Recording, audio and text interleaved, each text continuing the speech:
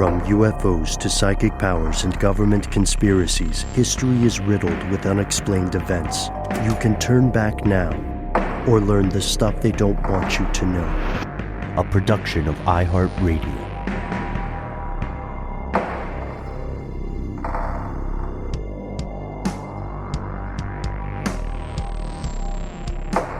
Hello, welcome back to the show. My name is Matt. My name is Noel. They call me Ben. We're joined as always with our super producer, Andrew Triforce Howard. Most importantly, you are here. That makes this the stuff they don't want you to know. If you are hearing our strange news program, the evening it publishes, let us officially welcome you to Monday, January 20th, 2025. Happy MLK Day, guys. Indeed. Heck yeah, go back and listen to the MLK tapes if you get a chance. It's a podcast. Top-notch pod. And check out our earlier episodes on this show for COINTELPRO and several civil rights era related conspiracies. We've got a pretty deep catalog there. But there's so many things, ongoing things happening in the world today. The president of South Korea, they mentioned earlier, we talked a bit about, just got arrested in a incredibly high stakes operation. He is impeached. His own security force was fighting against the military forces of South Korea. We're going to talk about wildfires, a breakthrough in the Jack the Ripper case, Pizzagate, a little bit of nuclear material trafficking. Before we do any of that, we're talking a little bit off air, guys. Excited to share this story because it pertains to some discussions we had in the past. The government of the United Kingdom has officially warned people that sex toys are a tempting target for hackers and can be potentially weaponized. Remember, we were talking about all technology is smart, and if it's cloud connected, you can get to it. Yeah, you got it. There's an app for that to control your dolphin or your rabbit or whatever the hell they're called. But yeah, it definitely seems rife for meddling. Well, and there was a small section in a story we covered recently about a plane crash where it was possibly personal massagers, in quotations, that may have been the culprit. Right, that were weaponized to explode. And that Wait, are we saying people could explode sex toys? It would be possible, but it'd be very difficult. You'd have to do a Mossad pager type thing for that. That's what I'm saying. That makes me think of that case where it turned out that you can't just hack something and make it explode without introducing some fissile material. Right, fissile material. You nailed it. What this is more a vector or a beachhead for creating a larger hack, because these Internet of Things devices are connected through Bluetooth or through Wi-Fi. And if they're running Linux, the idea is you can get your hooks into one device, then you can pivot to other devices that share that network. So it's like a back door. Yes. Oh, gosh. Yes, very much. On a couple levels. Well done there, Noel. There's a story by the Thar Tribune. The journalist here is Prathamesh Kabra, who talks about this warning. So we're not here to yuck anybody's yum, as long as you're not hurting other people, do as thou wilt. But, do be aware. It's strange. Maybe it's the old age kicking in, but do you guys, when you're given the choice between one piece of technology that is cloud connected and one that is not, do you have a strong preference? Like if you're buying a fridge, do you want it to have or not have the internet? I don't think I need that technology in my fridge per se, but I'm not opposed to it. I really like my smart speaker system, for example, like Sonos. It's a really, really convenient way of connecting, your music playback and records and stuff to every room in the house. But there's some stuff that it just feels like inappropriate. Although I will say I do have a Bluetooth toothbrush. I don't use that feature, but it just kind of was there and it was like on sale. I didn't really want it, but there it is. Yeah. I probably don't want them in my stuff. Ben, do you use anything that like connects your devices together like that? I don't have anything like that in my house. No, I don't enjoy it. Have some, without giving too many details, right? Have some things that are required to be connected to this wide world of webbery. But the most recent example, this may be funny for some of us in the crowd this evening, most recent example got through a series of strange events, got a super advanced Japanese automated cat litter box, which required me to get an app. And now I'm in a cold war with this robot because I think I don't need it. I'll just go to where the cat poop is and clean it. I don't need an update. Like, hey, for some people who are very concerned about, a sensitive condition for their pet, they might like that functionality. But as our old pal Connell Byrne was wont to say, it solves a problem I don't have. And often creates new ones. I mean, like a lot of times cloud connected stuff will totally jam you up until you get that update. And sometimes that can take a minute. It's like, I just wanted to brush my teeth. So be aware, folks, that a lot of those devices, whatever their use may be, their use case may be, a lot of them that have Bluetooth or Wi-Fi connectivity do not have encryption. Like you couldn't even do it if you wanted to. I mean, Bluetooth in particular is notoriously vulnerable to these types of hacks. And to the note about including fissile material, according to this report from the UK by their Department for Science, Innovation and Technology, or DCIT, there is physical harm on the table because you could overheat the device, or, not to get too specific here, think of something like a chastity belt. What if you locked it and then engaged in ransomware tactics? Ooh, buddy, if you want this thing off, give us that Bitcoin. Are there cloud connected chastity belts? I mean, that is a kink. It's a weird kink. It certainly can be. Wow. Yeah, no question. I'm thankfully never going to experience that firsthand, but it's a wide world out there, gentlemen. No ding ding without the wedding ring. Sorry. Okay, continue. I've never seen a cloud connected chastity belt, but I absolutely believe they exist. I'm not going to Google it though. There's a Vice article related to this, and we'll move on to more strange news, but it was fascinating to find that really happened. Users of something called the Cellmate Connected Chastity Belt said hackers were taking over their paraphernalia and demanding $750 equivalent in Bitcoin to unlock the apparatus. Oh my gosh. That's a different kink. Imagine trying to explain that to your local police department or something. On the flip side of that, there have been for many years websites that have a kind of interactive element with cloud connected sex toys. Sure. Where like it's the vibrators, kind of by design. You can pay a token or whatever, and then it'll make the thing buzz on the performer, the cam individual. So what we're saying there, without sounding like a bunch of prudes, is you don't want to be that person in the police department who desperately, needs to use the bathroom or something, saying, "I don't know, officer. I say we just give them the money in the next, 40 minutes, please." Yeah. So everybody be safe out there, have fun, have adventures. We're going to pause for a word from our sponsors, and then we'll return with more strange news.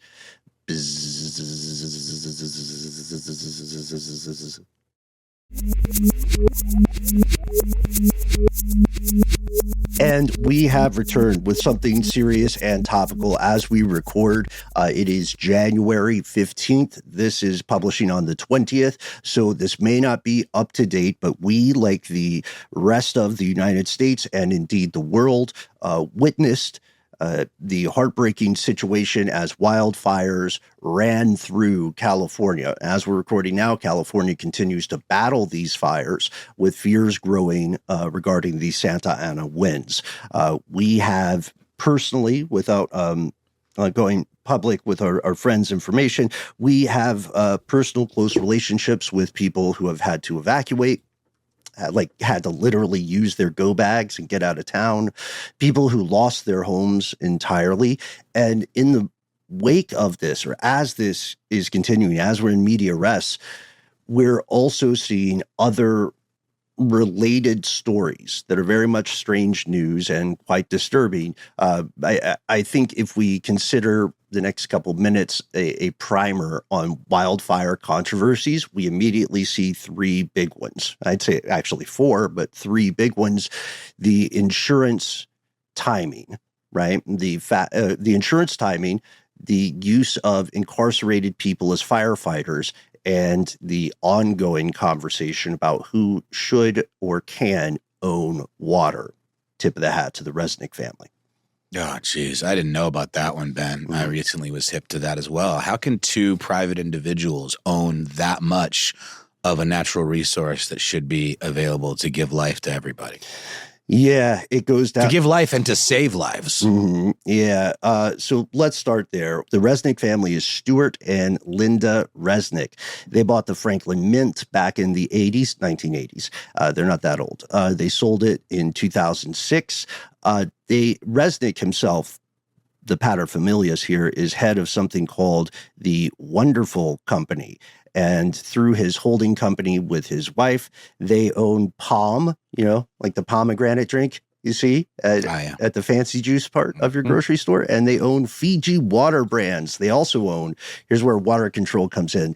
They own Wonderful Pistachios and Almonds, Wonderful Halos, a little citrus treat, Seedless Lemons, Justin Wines, Landmark Wines, another wine brand, Floral Wire Service.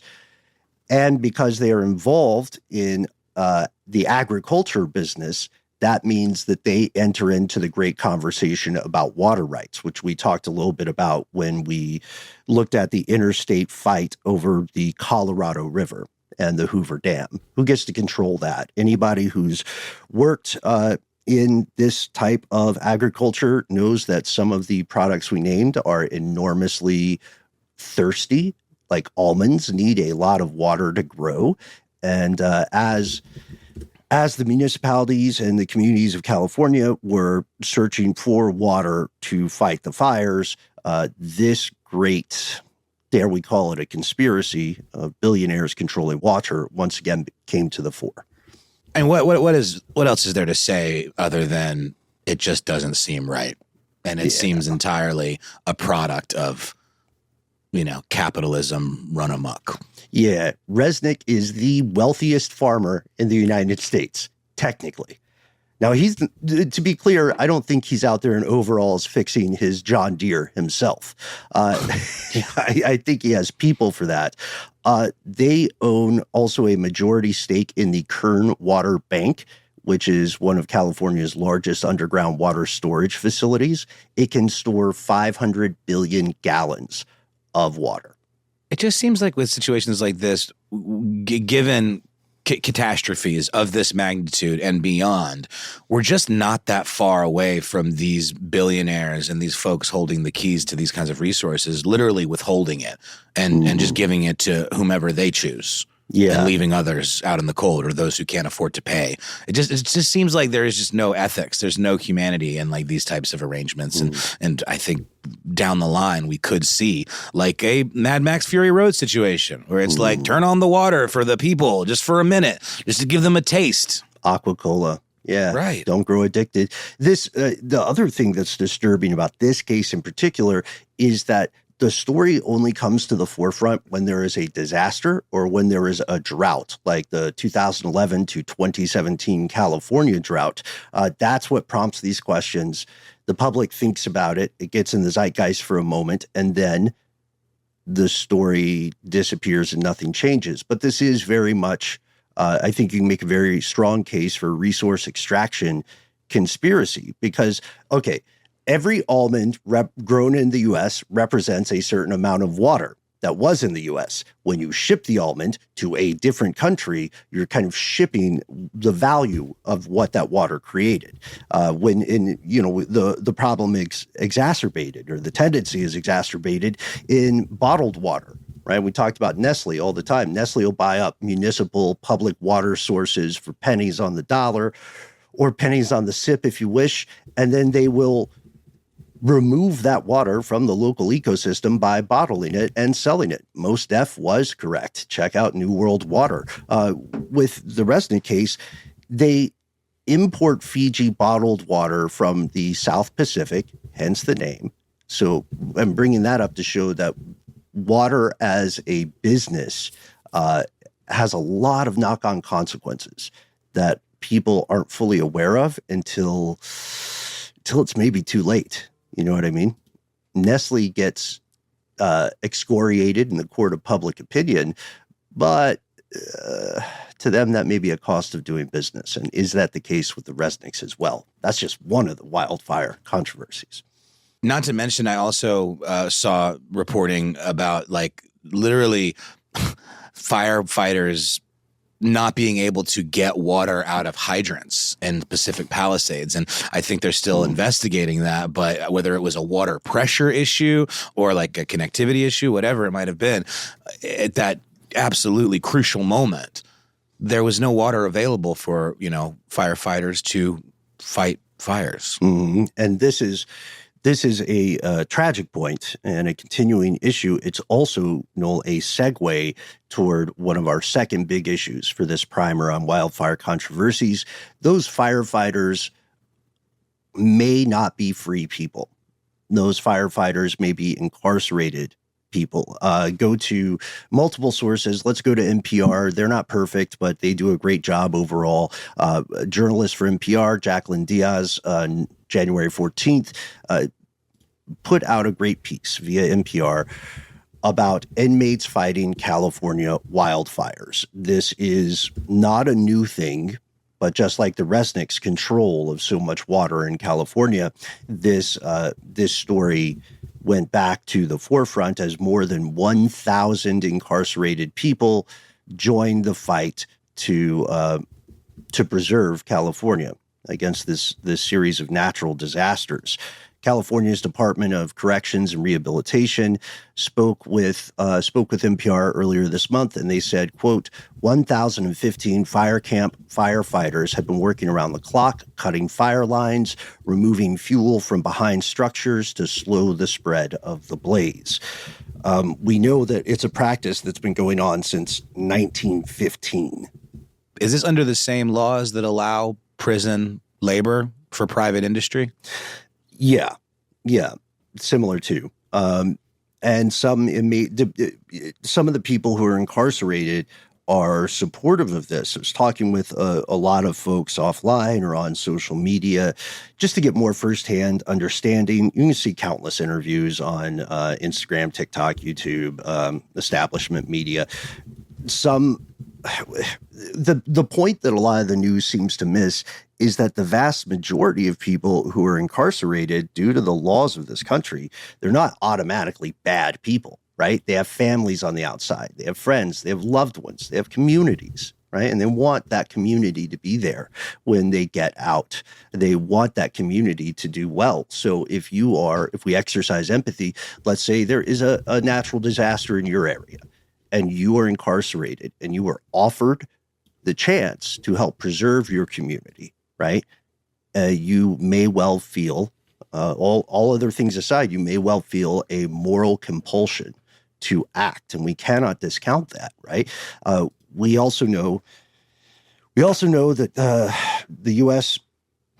habit or policy of how to use incarcerated labor and how to pay or not pay or protect those people, it's a whole bag of badgers. Right now, the DOC in California says everybody fighting those fires is a volunteer, no coercion. They're paid between $5.80 and $10.24 per day, not per hour. Slave wages. Yeah, very much so.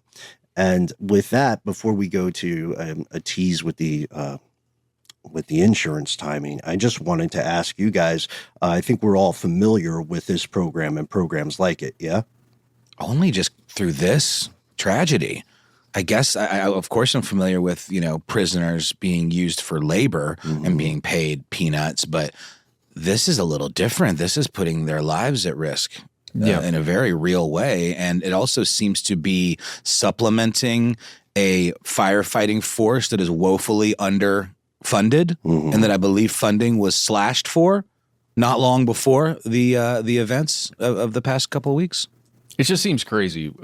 In a state that has so much money flowing into it through taxes in a country that has so much money flowing through it via taxes that you can't fund a firefighting force. You can't fund some of these very basic things to hire skilled people to do it. So you dip into essentially indentured servitude to make it happen. Doesn't make any sense. Mm-hmm. Yeah, and just to clarify or support with some facts, there's an article from the LA Times from just a day or so ago. Did Mayor Karen Bass really cut the fire department budget? The answer gets tricky. But what isn't tricky is that in her proposed budget, she did seek $23 million in cuts to the department. A lot of that focused on reduced equipment purchases.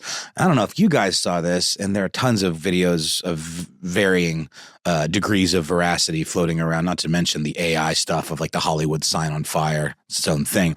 But I saw a video of like firefighters literally using women's purses filled with water to douse fires because they didn't have a hose.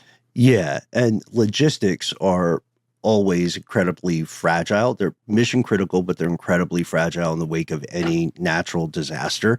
It's also, from a Machiavellian standpoint or cost benefit analysis, it can be difficult for political figures to put the right kind of money and attention into infrastructure and into logistics because people don't appreciate it unless they need it, unless something goes wrong. Right? If you put a bunch of funding toward, shoring up levees and a flood never occurs, then your political opponents will say you are a person who wastes money, who wastes taxpayer money because a disaster has not happened. No, we know also, speaking of timing, I don't know if we'll have time to get to the insurance stuff, but speaking of timing, we know that the fires hit just months after California voted against a ballot proposition to make it illegal for this kind of inmate servitude. And if that ballot proposition had gone through, it's quite possible that these incarcerated individuals would not be currently fighting fires and risking their lives around the clock. If you want to learn more about this, go to your media of choice in the U.S. Recommend NBC News. Their affiliates out in L.A. have live updates on the current state of the fires. Our thoughts are with everybody involved. We also can recommend one thing. Our close friend and colleague, Miles Gray, pal of ours at Daily Zeitgeist. He has done a fantastic job of platforming social media awareness, letting people know different funds you can contribute to if you want to help out. Again, a lot of these folks don't have home insurance policies because in the wait a few months before the fires hit, their insurance companies dropped their policies. Could we touch on that a little bit, Ben? I don't mind giving the time. I think it's worthy. It was a lot of them just had their fire insurance canceled, not just their entire policy. I'm sure that happened too. But with all of these natural disasters, like here in Georgia with the hurricanes and stuff, sure. I mean, all of these insurance companies having to pay out all at once, it's got to be wreaking havoc on that industry. I'm just wondering what some of the calculus is behind this. If this is part of a larger problem that maybe involves some climate change questions that are worth discussing. Yeah. Obviously, insurance, they're sketchy. They can be sketchy, but I don't think everyone involved is entirely evil. I'm just trying to see both sides a little bit. Yeah, the brutal honesty of the internet put it this way. You know who believes in climate change? Private home insurers. You can see that, with the... We've got previous episodes on this, check it out. But in those, we were focusing a lot on private insurance business in Florida, right, where flooding becomes a statistical inevitability. Yeah, go to your media of choice and check out what Travelers, USAA, and Chubb did as the fires were on the way. They dropped people because, to your question, they were faced with the numbers. There was a growing likelihood of paying billions in damage claims every single year. And because of California's slightly more consumer protections or slightly more robust consumer protections, these companies were not able to raise premiums to where they wanted those premiums to go. And as a result, logically, from their end, ethics aside, they made the decision to either cut coverage for certain aspects or to cancel policies as a whole at the most at-risk zones. It's so insane. But hey, can you really blame them? They've got to make profit. And if there's crazy high risk that the whole place is going to burn down, they can't make money. So there you go. That's what we get for having for-profit insurance. Yeah. Are we at a place, though, guys, with some of the increasing, occurrence of these type of disasters where there are going to be parts of the country that people just don't want to live anymore? Or can't. Or can't live anymore? Is that can't. on the table? It sure freaking feels like Sure. it. There's it's a big question that goes past insurance. There are places in the U.S. that probably within the lifetime of some of our young listeners tonight, those places may become practically inhospitable just due to the wet bulb temperature. It's without getting Remind me that term, Ben. It's the shorthand for when it gets so hot that it is impossible for a human being to survive outside for extended periods of time. You can't drink enough. If you are in the sun, no matter what you do, you will die. Perish. Yeah. So that's going to happen. We also know there's a little bit of hope because California has something called the FAIR Plan. It is a state-run program that gives fire insurance to people who can't find it in, with traditional private insurers. Currently, they have a 3% market share. So most people are not on this FAIR Plan. And I guess we have to say in full disclosure, we have done ads for, I believe, Travelers and USAA in the past. Well, and I don't want to sound like I'm just being Mr. Insurance, but I just do want a devil's advocate here and say that, like, I was treated very fairly by an insurance company with the destruction of my property due to Hurricane Helene.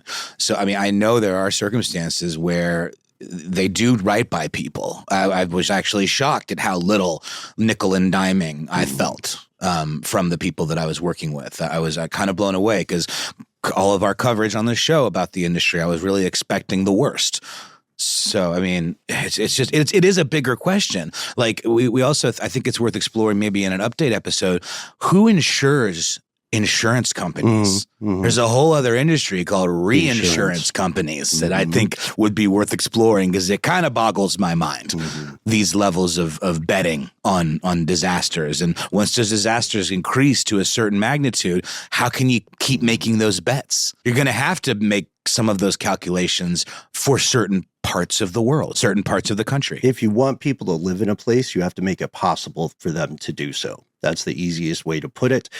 There's so much we haven't gotten to. The allegations of arson, right? The old, the old sawhorse of claiming people are looting when they're just running with the few things they could grab before their houses burned. Be very, very skeptical of a lot of the social media stuff you're seeing. And please, I'm begging you folks, exercise critical thinking. I saw one video of David Spade in his car, and he had just witnessed somebody get arrested for arson. Like the local authorities caught the person attempting to start a fire in a residential area. And it seemed really, he seemed very disturbed, and he offered $5,000 to anybody who could, identify an arsonist out there in certain parts of the city at the time, which is really, I don't know. It was shocking to me just to see this person that we've seen on television offering money, to get somebody else arrested, but he had just witnessed it happen. He did witness it. Because Ben, are you saying that there have been maybe false reports of this kind of thing to demonize certain communities, et cetera? For the looting, yes. For the looting, I'm sure. What about the arson? Yeah, for arson, perhaps, because again, a lot of the posts that you might see could be performative. That doesn't mean the real crimes are not occurring. It just means we have to be very careful about the possible agenda or the framing of those things. And there's so much. And the potential lynch mob of it all. Right. And we have to remember, of course, opportunists love chaos.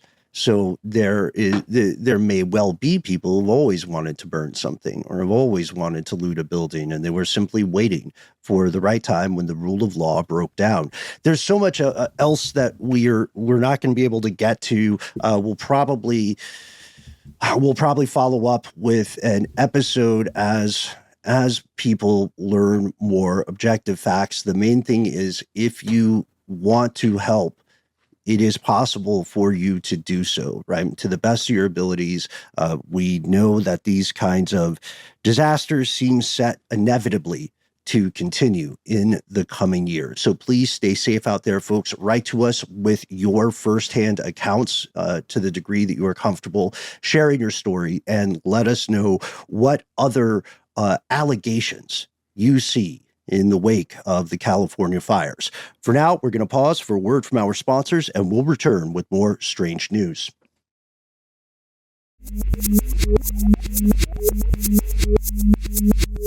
And we've returned. Guys, I've got two stories. I think I'll just lead with a quick update. You mentioned some developments in the Pizzagate scandal of some years ago. I don't think we need to relitigate Pizzagate here. Relitigate Pizzagate. There you go. Pizzagate, yeah. Not needed. I think a lot's been made of that, and this is maybe the time or place for it. But I do think it is important to note that the gunman, the individual who drove from his home in North Carolina to that Comet Pizzeria in Washington, D.C., place where a lot of lawmakers and lawyers would come for lunch, shot the place up because of concerns of a demonic cabal being housed in the basement of the place, which I believe it was determined that the place didn't even have a basement. That's correct. No basement. Yeah, with an assault rifle, mind you, during a routine traffic stop, it would seem, in North Carolina, in Kannapolis, North Carolina. Edgar Madison Welch, who was a passenger in the vehicle that was stopped just a few days ago, Saturday, as we record this on Wednesday, was shot and killed because he, when faced with this traffic stop, he pulled a weapon out and pointed it at officers.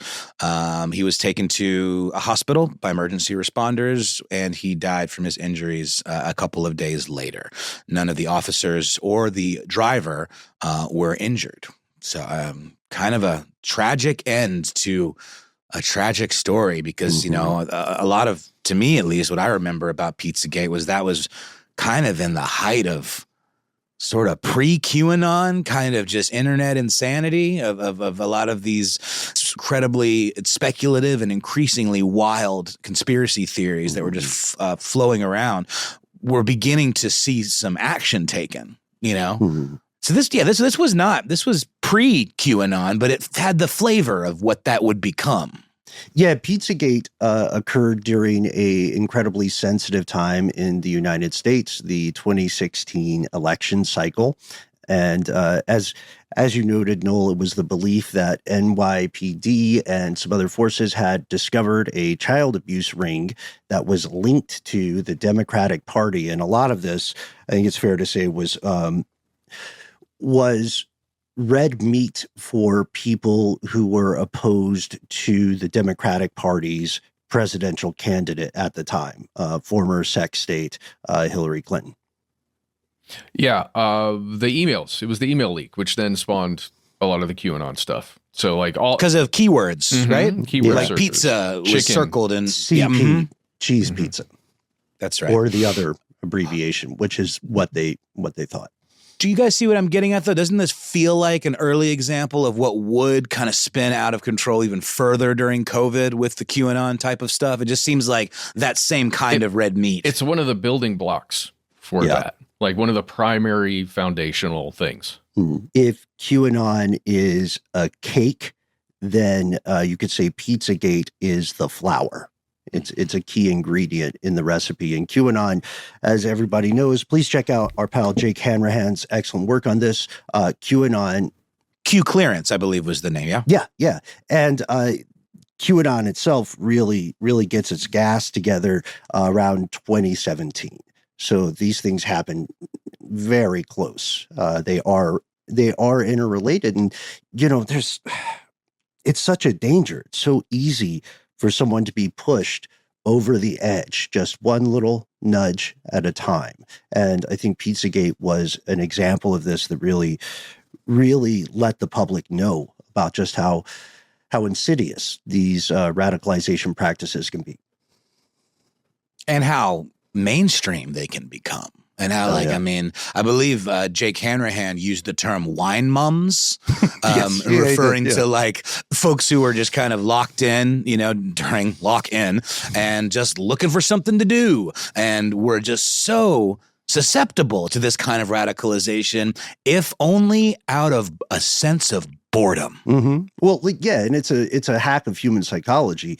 We talked about this at length in previous episodes, but basically, if you already don't like someone, then you're going to be strongly biased toward things that seem like bad news about them, and you'll be strongly biased away from good things about them. Like if you have a beef with someone, even just in your personal life or as a public figure, and you hear they did something good, then part of your brain is going to say, caveat though, someone else did it, right? Right.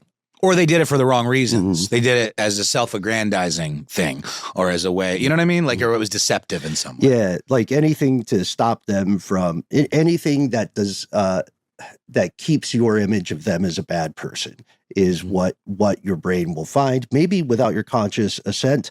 But it's there was a line by Louis C.K. before all those things came out about him, where he said, you know what, if you don't like someone, you're just going to find reasons not to like them. If you hate someone and you see them enjoying a sandwich, you'll think, look at this eating his sandwich. Who does he think he is? What a horrible person. So, I mean, so big with your BLT. With your foot long, with your $5 foot long. A $5 foot long BLT. Sadly watching the British Bake Off by yourself. So sad. Yeah. You didn't stop. Get out of my house, Matt. I love that, man. I love it. They're my friends. They're my parasocial friends. I love Iron Chef. I think that fits the need for me. And I've caught myself eating, a Denti Moore canned beef stew. Watching you poor bastard. I love Denti Moore. Watching some ornate poetry in seafood and just like sitting there eating out of a can like the Punisher, going, that dumbass doesn't know how to caramelize. Hot take, Ben, though. Chef Boyardee versus Denti Moore. Go. Denti Moore. Okay. Lower sugar content. Oh, good to hear. Matt, you have a preference? I must concur. Okay. Actually, I don't know, though. I haven't eaten either in a hot minute, but I do like chunky soup from Campbell's. It's good quality canned good. And good on their PR for pulling off chunky. In a product name. Finally. Like what other thing? A soup is such a weird thing too. Let's do a ridiculous history episode. How else are you going to get 400% of your sodium intake? Drink Campbell's soup. No, I'm just kidding. Yes, a salt lick, perhaps. One of their lines was another of their PR lines. I used to study these guys' methods. Was soup so thick you can eat it with a fork, which is so unappealing. Oh, that's like beer so good you can drink it with your mouth. Shout out to Miller Lite. Yeah. Indeed. Have you guys seen the Campbell Chunky Soup ads featuring Travis Kelce of Taylor Swift fame? I have. And also football, I guess. I think I saw one online. Their new tagline is, "It eats like a meal." Oh. Okay, so maybe there's a translation error. Like maybe the person writing this is not a native speaker, but the other thing that's it's not a meal, it's like a meal. It eats like a meal. Yeah. I can't believe it's not butter is a very also you gotta eat. Checkers. Yeah, we love that one bring too. up you gotta eat all the time. I think that's a very honest tagline. One last thing, I know we've got to get to this other story. One last thing that I don't know if they still print it on the back of these Campbell soup containers or tins, but their marketing also snuck into their instructions, and they wanted people to feel like they got more soup. So back in the day, if you looked at the heating instructions, they would say, all right, open the can and put it in one large bowl or 2 serving bowls. And that was just like their slick little way of saying, hey, you're actually buying 2 meals of soup. Yeah, well, I mean, I think that's reflected in the serving size, probably. Oh, as no, well. come on, man. No one pays attention to the serving size. I do, guys. I've been calorie counting these days, and I very much do. All right, well, I scan it. You're one of into the my folks. into my little app. Well, no, it's been good for me. But the last thing that's unrelated, Sure. but I'm sorry, I have to bring it up. It's sort of tangenty. But did they really used to put the photos of missing children on milk cartons? Yes. Or is that Yes. that's true? Yeah, Okay, that's true. Okay, That's true. Okay. And found a few of them too, thankfully. Good job. Good on you, Big Milk. Well, we'll move on really quickly, guys. I didn't think that was going to yield as much conversation as it did, but I guess I should have known. I mean, we haven't talked about Pizzagate in a minute. I hope the listeners do appreciate the refresher there, guys. But let's move for the second story to London town in merry old England, the United Kingdom. Some updates to the classic serial killer case. I guess in many ways, kind of the prototype for the modern serial killer, if I'm not mistaken. I mean, I'm sure there are other cases surrounded, but this was in 1888. Oh, and I haven't heard this news, Noel. I'm really excited to learn more. This is cool. This is interesting. In 1888, in the Whitechapel district of London, a murderer, a mad killer was on a spree, murdering at least 5 women. He went unidentified in a case that has remained unsolved for 130 years. But now descendants of the victims of Jack the Ripper, bearing the lead there, are calling for a new inquest, reopening of the 100-year-old case, 100-year-plus old case, due to new evidence that has come to light in the form of a blood-stained shawl that was shown to contain the DNA of someone who was once a suspect for these Jack the Ripper killings. A Polish barber by the name of Aaron Kosminski, who was a suspect at the time. Guys, do you remember if he was, because I know that the Alan Moore, incredible Alan Moore, very deep dive into the story From Hell, kind of took a very similar approach to like Zodiac, the David Fincher film, where it's like you really do kind of get a sense that the crime was almost solved, but then things sort of went awry, or people died, or the wrong people didn't come forward. Is Kosminski mentioned in From Hell? It's okay. You don't remember entirely. I'd have to reread it. I would as well, and I need to, because it's an incredible work. It's incredibly grisly. The film is okay, but the graphic novel, in its very stark, kind of almost pencil style, kind of almost scrawled, is really arresting. And it's quite long and really goes into some very deep details about this historical murder case. I wouldn't be surprised if he was, but he was in fact an actual facts, as Lauren Vogelbaum would say, suspect at the time. He was never arrested because police didn't have any hard evidence linking him to the killings. Of course, in 1888, DNA was absolutely not a thing. And they didn't even have any circumstantial evidence, it would seem, to tie Kosminski to these horrific murders. Wait, but didn't he get locked away in an asylum, like after? I don't have those details in this piece from the Telegraph, but it's entirely possible. I think the most important takeaway here is that this shawl, which is said to have been found on the body of the victim Catherine Edwards, the 4th victim to be precise, has been found to contain both her DNA and that of Kosminski. It was recently purchased at an auction by Russell Edwards, who is a Jack the Ripper enthusiast, an author and researcher. Sorry, I don't mean to be dismissive. He was more than an enthusiast. He was a researcher and writer on the subject. He said justice can be served by finally naming the killer, even though this case is, everyone involved directly is long since passed. He, in fact, the purchaser, Russell Edwards, has hired a legal team to try to secure another inquest. Karen Miller, who is 53 years old today and is the 3 times great-granddaughter of the victim in question here, Eddowes. I may have said Edwards because we're also talking about Russell Edwards. I may have misspoke, but Catherine Eddowes was the name of the victim whose shawl was sold at auction and found to contain the DNA of Kosminski. She provided her DNA, which was a match to the sample that was found on the shawl. And she told the Daily Mail, the name Jack the Ripper has become sensationalized. It has gone down in history as this famous character. It's been all about him. But people have forgotten about the victims who did not have justice at the time. And, guys, I would argue that that's absolutely true. There is like a certain glorification of this figure of Jack the Ripper, especially in like true crime enthusiast circles. So to take away that sobriquet, maybe I'm using that wrong, might be powerful, might have power. So to give, I would say that Aaron Kosminski is a lot less sexy sounding than Jack the Ripper. So I could see this doing some good legacy-wise, but it also seems like with a case this old, maybe this isn't the best way of spending public money. I don't know. It may, even when justice grinds incredibly slow, I would argue it is philosophically and ideologically important for a community, whatever its size, to have closure, to know, to solve a case, right? It's often thankless research. I'm interested, Noel, in learning whatever this inquest, if it happens, may find, because from what I recall, and I'm just off the dome here, a lot of Jack the Ripper researchers tended to consider and dismiss Kosminski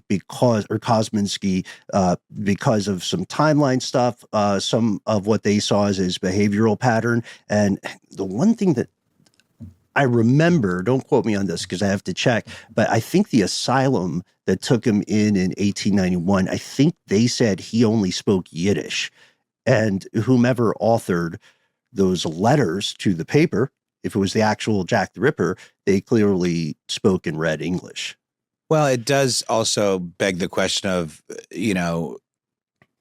does this trace of DNA evidence, 130-year-old DNA evidence, is that alone enough to 100% pin this on that individual? There would have to be other factors, hence the need for a new investigation. Right. Could that evidence have been contaminated? Do we really believe that it was held sacrosanct and, sealed off for so long? But still, to your earlier point, and to what I think is launching the inquest, there must be other factors, and it seriously bears looking into to find the DNA of a suspect on one of the possessions of a victim. There's no way around it. I feel like you have to investigate further.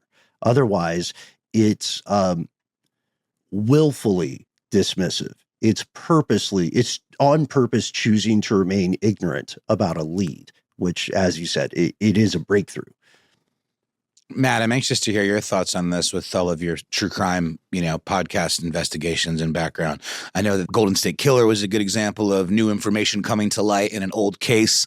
Not as old as this, but I just wonder where you stand on is a new inquest funded by the public the right move, or if this is such a wealthy person who bought the shawl, is it something more maybe that would be best served by private investors? I think there's enough interest in true crime in general for a cool, GoFundMe situation to happen if they really wanted to happen. I don't know. That's a good point. It's really tough when you're looking at evidence that's that old, because you think about how important chain of custody is and how important all of these things are in legal systems throughout the world, and you're looking at stuff from that long ago. Who knows what kind of contamination may have occurred? Who knows what kind of situation could have occurred where that evidence is actually no longer viable and doesn't prove what everyone thinks it's proving when all the testing is, done. So it's a tough situation. Well said. No, but I'm intrigued by this crowdfunding notion.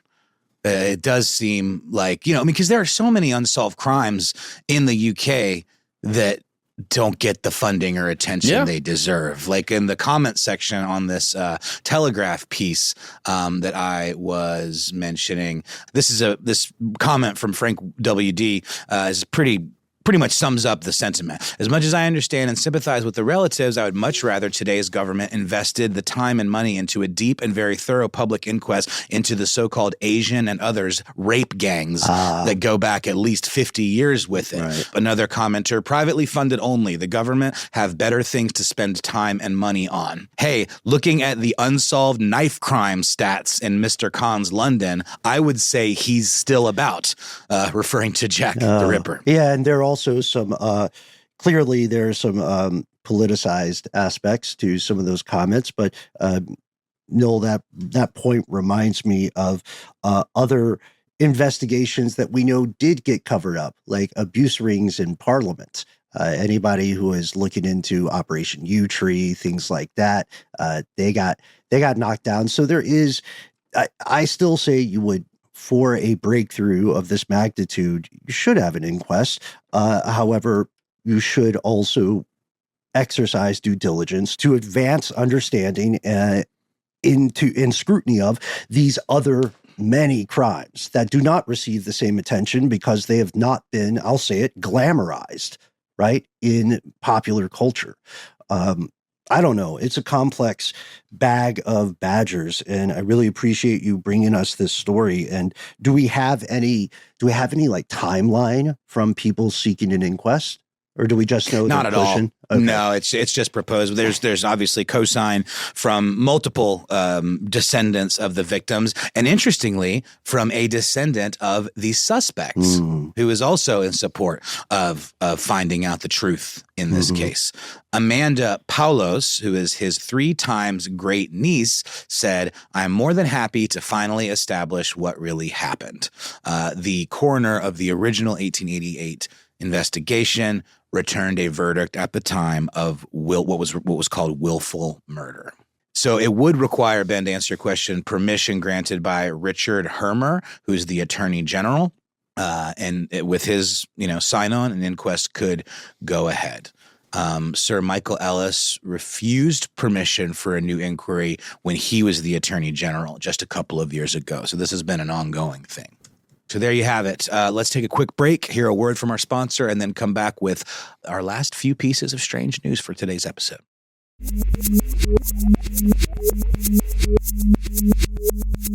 And we've returned. Last time on Strange News, guys, we mentioned Monster BTK. It's currently #1 in true crime, so thank you so much for listening if you're out there and you listened. Amazing. Amazing. We're going to start with a little something that we've all dealt with before. Color additives.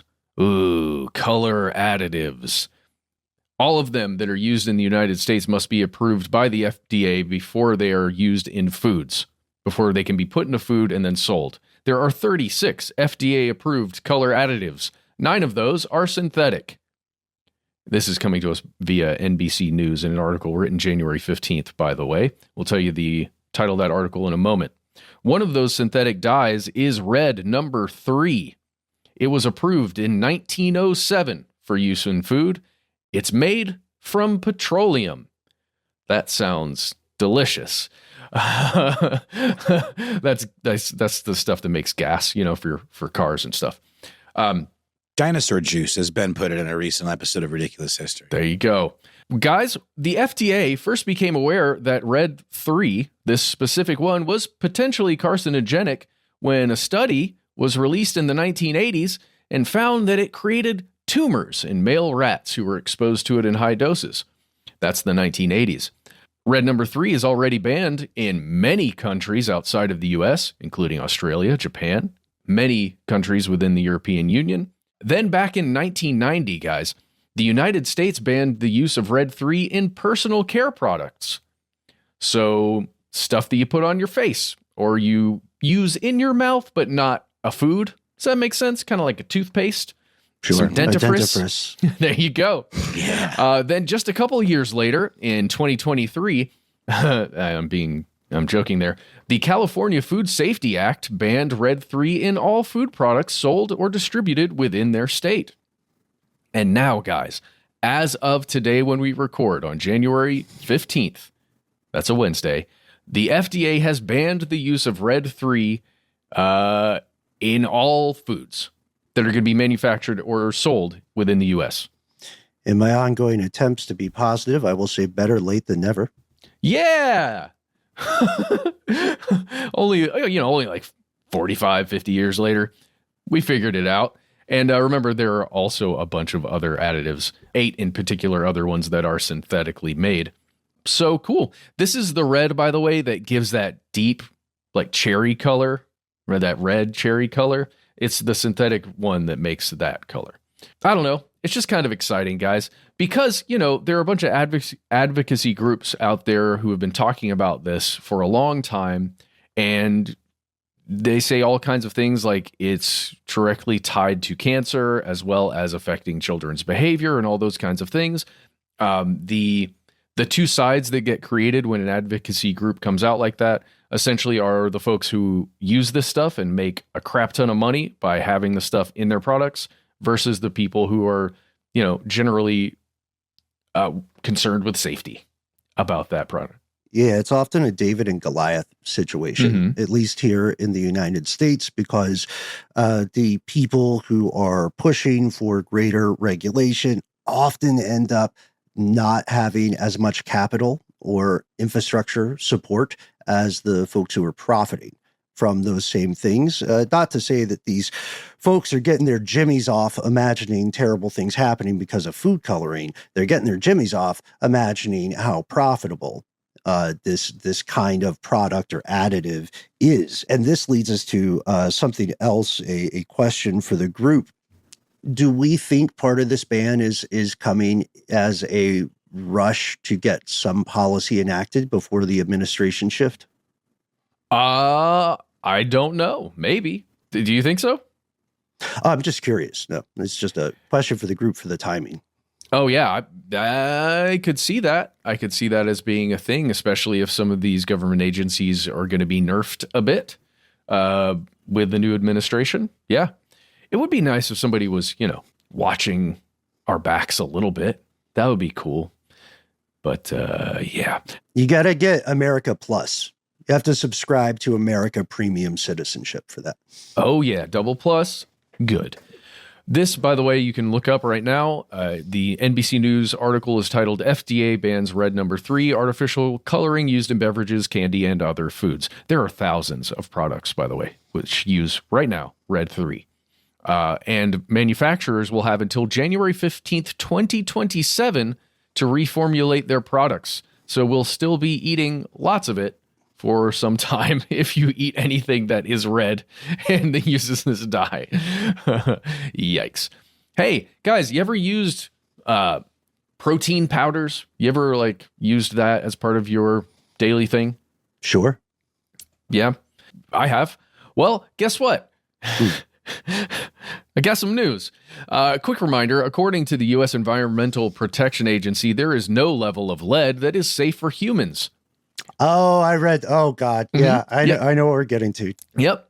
Additionally, according to the U.S. Department of Labor's Occupational Safety and Health Administration, cadmium is a carcinogen, which is also toxic to the body's heart, kidneys, gut, brain, and respiratory and reproductive systems. Well, guys, according to a fresh investigation from the nonprofit outfit The Clean Label Project, many of the over-the-counter protein powders that you can buy right now may contain disturbing levels of both lead and cadmium. I remember reading about this and then deciding this is so terrible, but I remember thinking, well, I have found a good reason not to exercise today. Hey, there you go. There you go. Well, this is a reminder, just like in some of the individual investigations and reports that were made about Red 3 that we just talked about, this is an independent investigation by a nonprofit organization that potentially has, some kind of skin in the game, right? Potentially, and I use that word potentially. So you have to take it with a bit of a grain of salt. It's a single report. That is what other larger advocacy organizations are saying. Some other organizations are just saying, hey, this is a really good piece of info to have. We need to do more testing to find out how dangerous this actually is and, where the potential contamination is coming from and how it's getting in there. You can find the whole report if you search for Clean Label Project 2024-25 Protein Powder Category Report. It's a lot of stuff. And it's really bad. It basically says the chocolate-flavored drinks have way higher levels of these heavy metals and toxins than like vanilla-flavored ones or other flavored ones. It also said the organic versions have intensely higher levels than ones that are, quote, not organic. Right. So it's just very strange. The plant-based ones were the most egregious versions. And we've talked about that before with potential leaching from soil. Yeah. Right? If the soil itself is contaminated by water runoff or just however else the soil could get contaminated, the plant-based ones are made from plants. And the plants soak up those kinds of metals. And then when they're, ground up and used in the manufacturing process, there's potentially higher levels of lead and cadmium. Organic does not necessarily, despite what companies want you to believe, organic does not necessarily always necessitate something being better. There's a whole conspiratorial nomenclature and vocabulary set about this kind of stuff. All natural? Okay, buddy. Gotta watch out. It's all in the language and it can be used against you. Guys, I've got a bunch more stuff. Maybe I'll just give a couple quick ones here. Remember when we talked about that New York mayor guy, Eric Adams? Mm-hmm. Yeah, he's huge in Turkey. Yeah, he is very popular. Very popular. Looked really imposing on that perp walk with Luigi Mangione. There you go. So we talked about him back in September when he was charged with 5 criminal counts, including bribery, conspiracy to commit wire fraud, and solicitation of a contribution by a foreign national. This is coming to us again from NBC News. You can read about it. It was posted on January 7th, 2025. Title is, Federal prosecutors say they've uncovered additional criminal conduct by New York Mayor Eric Adams. That week, it was announced by the Attorney's Office for the Southern District of New York that, quote, law enforcement has continued to identify additional individuals involved in Adams' conduct, and they've uncovered additional criminal conduct by the mayor. The mayor responded at a news conference the following day after this, guys. We just got a quick quote. Here it is. These are the words of New York Mayor Eric Adams. Quote, even Ray Charles can see what's going on. Ray Charles, if you're unaware, was a very famous blind musician, singer, songwriter, incredibly talented individual. And he goes on, I've said it over and over again. I've done nothing wrong. So, assuring words. Yeah, it's fine to say things. You can say all kinds of things. You know what I mean? Abracadabra. I just said that. Oh, magic. There's one other thing. Maybe we save this for later. There was a smaller town in Louisiana, Bogalusa, where a mayor was arrested as a part of a large drug distribution investigation where opioids, high-grade THC products, and MDMA were being sold. And then those proceeds were being used to purchase weapons. And then those weapons were going to individuals who are legally not allowed to have said weapons. It was a big deal. You can read about that in CBS News. Just search for Louisiana mayor arrested after drug trafficking investigation. There's a lot of interesting stuff in that article. The mayor was only 25 years old. Is this Truong? Yes. Am I remembering this? Okay. Yes, Tyron. Yeah. TYRIN TRUONG. And you can read all about those things. Very, very strange. It's what you would imagine. Charges of conspiracy to distribute substances, and it has to do with, it's like separate charges for Schedule 1 substances and Schedule 2 substances and Schedule whatever. But ultimately, it's just drug trafficking. And the mayor there in Bogalusa is somehow wrapped up in it. Last thing, guys.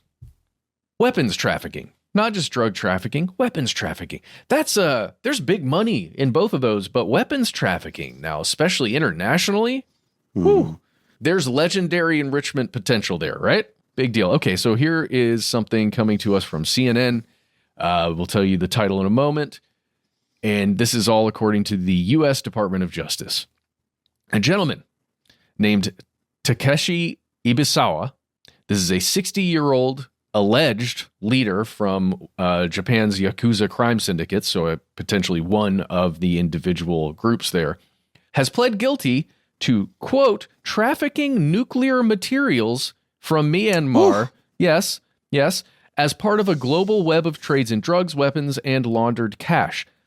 So the weapons trade is already existing here, and according to this guy, again, he pled guilty to it, he was trafficking in fissile material. Okay, let's jump into this. You can find the article alleged Yakuza leader admits trafficking nuclear materials from Myanmar. That's Myanmar. During an undercover investigation by the US DEA, this is back in 2021, this gentleman, Takashi, tried to sell the materials, including uranium and weapons-grade plutonium. Remember, in our discussions with fissile materials, weapons-grade plutonium means this stuff has been spun up in centrifuges to the point where it can make the big boom if you want it to. When you've just got regular old plutonium or uranium, that stuff is radioactive and extremely dangerous, but it wouldn't be able to trigger a nuclear reaction the way stuff that's inside a nuke would. Right, yeah. But weapons-grade plutonium, ding, ding, that's the stuff. So he was trying to sell this stuff to a person he believed was an Iranian general. So a general from the country of Iran who wanted them for a nuclear weapons program. Yikes. Mm-hmm. Yikes. Especially considering what's going on right now in the world and the wars being fought and human beings being killed and the aspirations of leaders in various countries. That's dangerous, scary stuff. I don't know, but it's something we talked about before. I suppose for a weapons dealer, it kind of doesn't matter who you're selling the weapons to.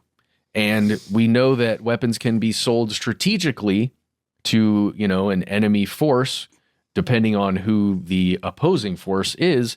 And it can be done in a very strategic manner to do the old pick up the gun situation, right? Yeah. In this case, too, I remember before this guy admitted or confessed, one of the big parts of this kind of investigation is, like you said, Matt, getting the person boxed in to prove that they have intent and full awareness, right? So that part of the theater here is making sure that this dude knows vaguely what the purported general is planning to do. Like, you are supporting the possibility of nuclear warfare.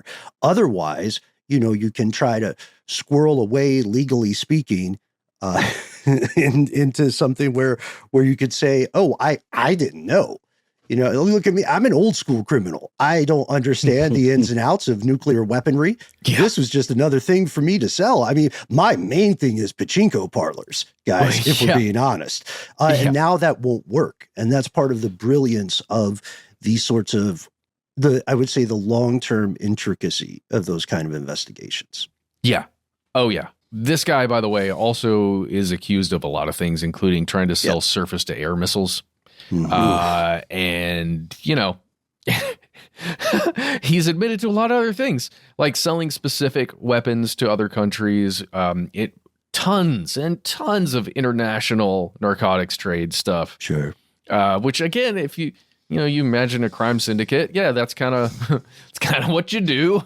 Mm-hmm. But selling fissile materials, maybe that's a whole other thing. There were photos exchanged in this whole undercover investigation where some substance that looks to be uranium or plutonium is photographed right next to a Geiger counter that is showing whatever it is, it's radioactive. Mm-hmm. Who knows? This is a big investigation. There's lots of stuff at play. Surprisingly endearing pictures of the suspect himself. Some toys. Dude, holding some kind of RPG, just with his glasses on. He's just like, hey, check out this leather jacket. It's the energy of your favorite uncle when they catch a big fish. Yeah. I have to get a picture of it. This is also, I guess we should mention, Matt, this is not a solo arrest, correct? There are two other defendants. Oh, sure. Yeah. Who are those guys? Right now, we haven't pulled their names. We would have to dig into this a little bit more. This happens because often folks like this are not you can't do this by yourself. You know what I mean? Even in, what was that Nicolas Cage film, Lord of War? He had to have a lot of connections to traffic weaponry on an international scale. So this means and this is just our opinion speculation, this means the most logical move for this ongoing thing is to keep pulling the threads, right? Who are you meeting on the other side of the table here, right? Because they don't manufacture this stuff in Japan. So are the triads involved? Do we look toward North Korea? Those are the conversations and investigations happening now. And I think we can expect more arrest or more progress. The question is whether any of that will be in the public sphere. Also, Japan's got some problems with its justice system. Very different problems than the problems here in the good old US of A. But you guys know the old shibboleth about Japan's 99% conviction rate. They'll get you. They will. There's not a way in hell unless some serious high-level negotiations happen in some smoky back room. This guy's going down. Oh, yeah, for sure.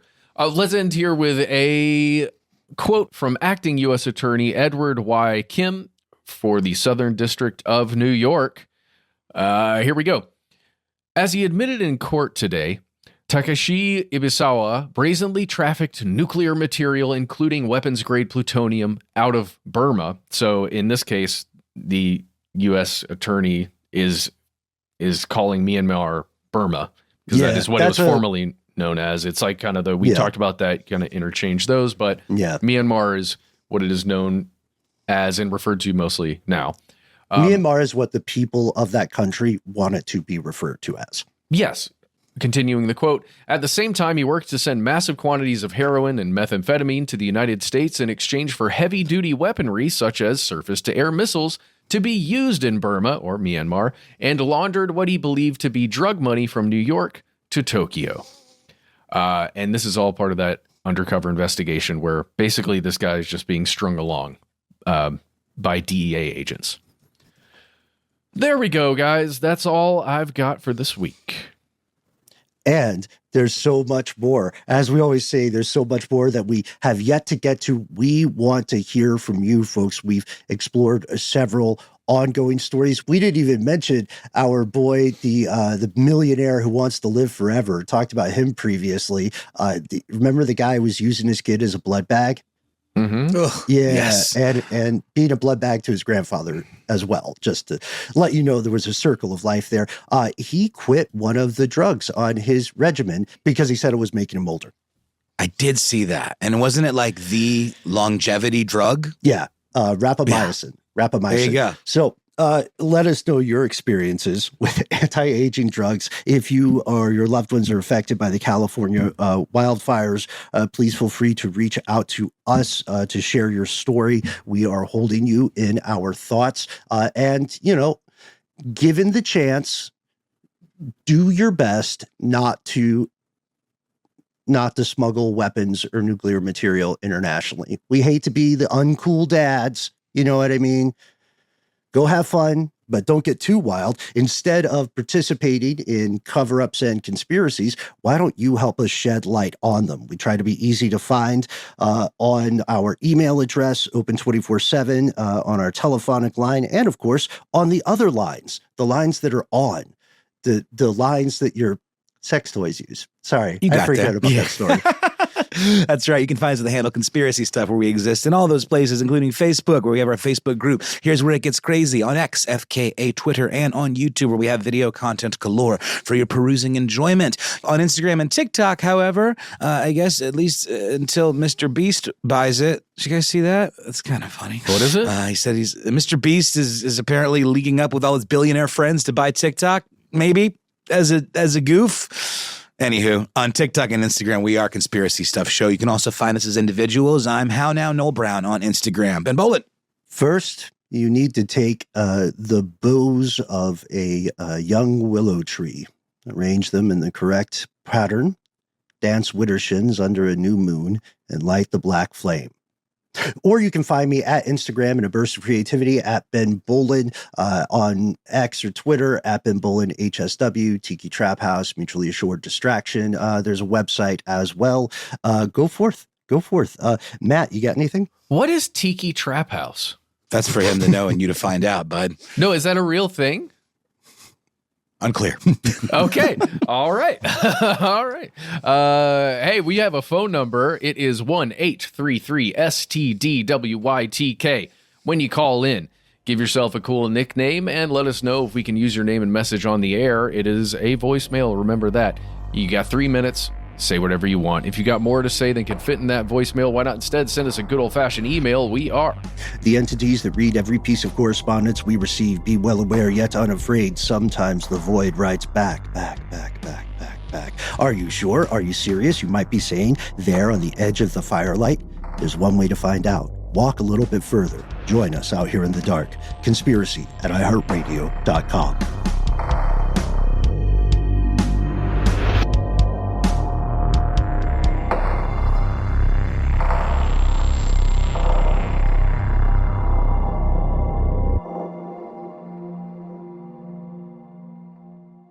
Stuff They Don't Want You to Know is a production of iHeartRadio. For more podcasts from iHeartRadio, visit the iHeartRadio app, Apple Podcasts, or wherever you listen to your favorite shows.